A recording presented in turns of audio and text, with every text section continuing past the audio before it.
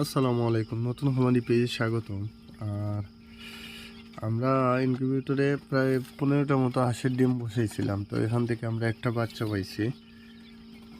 এই বাচ্চাটা এখন কোয়েল পাখির সাথে বড় হইতেছে মাশাআল্লাহ।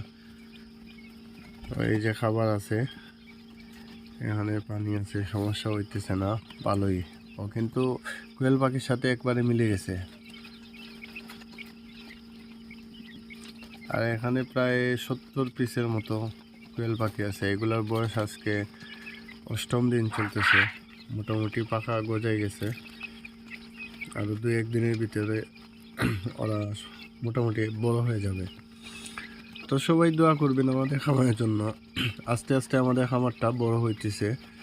আর কোয়েল পাখি শুধু লালন পালন মানে কেনার পরেই শেষ হয়ে যায় না। আপনি কেনার পরে আপনি ডিম পাড়া পর্যন্ত ওদের খাবারে এবং ওষুধের এই জিনিসগুলো মাথায় রাখবেন, তাইলে খামারে ফল পাবেন ভালো। তো সবাই ভালো থাকবেন। আসসালামু আলাইকুম।